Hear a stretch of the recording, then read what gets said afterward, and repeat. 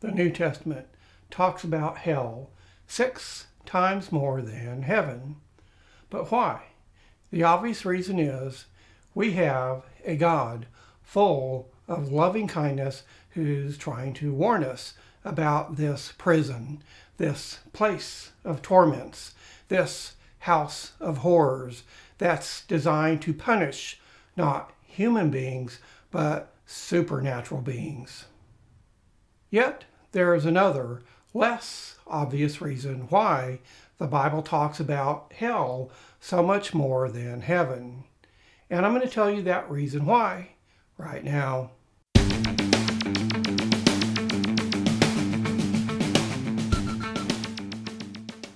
Hey, I'm author Michael Ramsey, and this is Michael Ramsey Books, where I show people how to transform their ordinary relationship with God into a spiritual one. If you haven't already subscribed on YouTube, be sure to hit the red subscribe button and ring the notification bell now. Talking about hell is an uncomfortable subject. It's a negative subject that most people don't want any part of. Some churches even forbid their pastor from talking about hell. But there's a positive side of hell for believers. And yes, a blessing for us today. Hell is, of course, separation from God. But not only God, it's also separation from the society of Christians. This objective is no different than the objective of any other prison in the world. Prisons not only punish, they protect society from evildoers who prey upon the innocent for selfish gain and meaningless pleasure. Knowing that all will be made right and will all be safe when we get to heaven is assuring. But there's an immediate reason why hell is a blessing to each and every Christian, not in the age to come, but in this age, at this very moment. When you survey the political spectrum, it's easy to see a sea of corruption. Why is it some people, like a former Speaker of the House, arrive in Washington, D.C. driving an old station wagon, but are able to somehow retire not with millions, but with hundreds of millions of dollars? And in my opinion, what's visible is only the tip of the iceberg.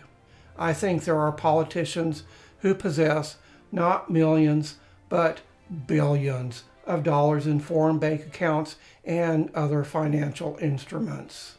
They pretend to be concerned about the working man and protecting the planet, but in reality, they're concerned about themselves and protecting their power.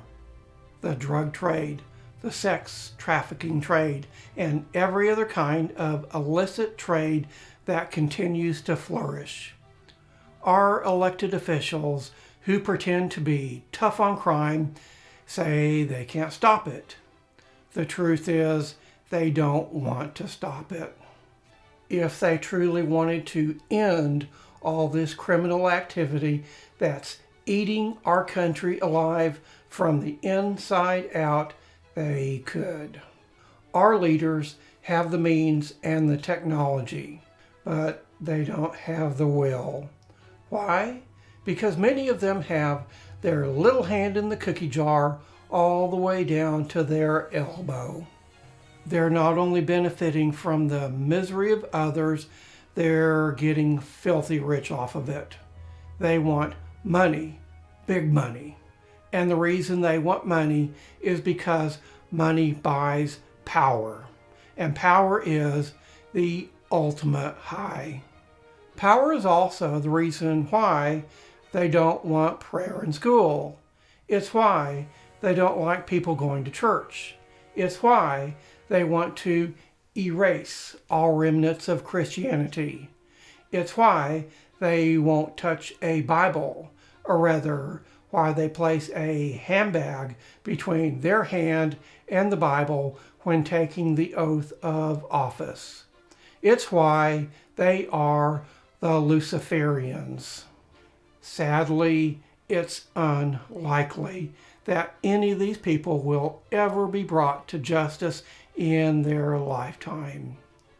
It's not just frustrating, it is infuriating to think about.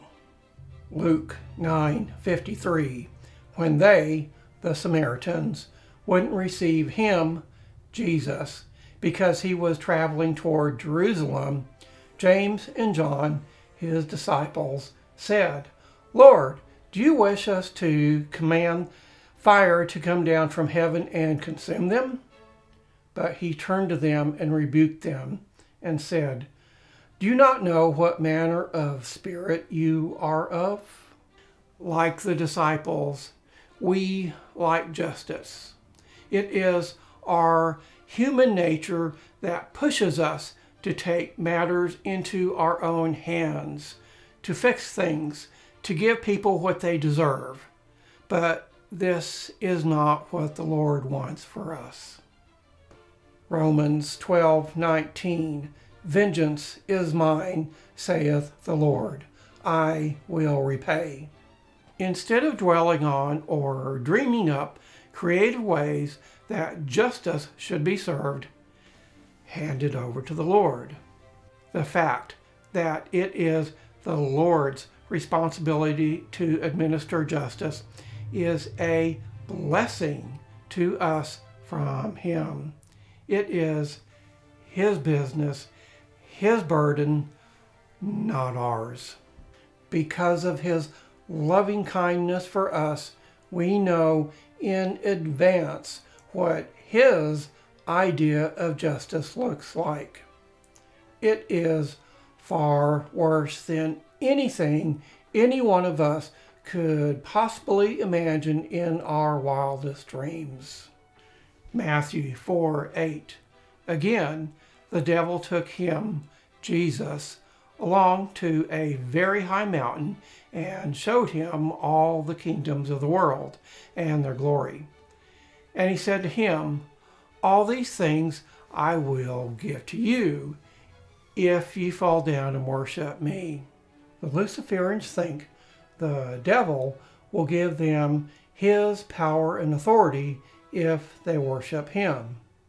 And quite possibly he will, but only to a select few, and only for a brief period of time, days, weeks, months, or a few years at best.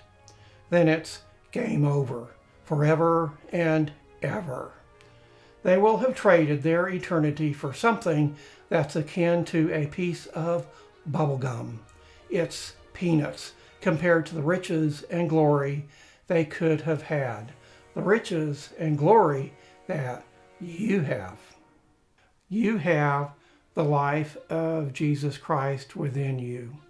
You are a beloved son or daughter of the King. You have massive riches, glory, power, and blessings waiting for you on the other side. Things so wonderful they cannot even be described in earthly terms. There's going to be laughter and fun every day for those who love the Lord. Next time, next step. Again, if you haven't already subscribed on YouTube, be sure and do so now. That way you don't miss a single video. Can't wait until next time. Like me on Facebook and visit me at michaelramseybooks.com.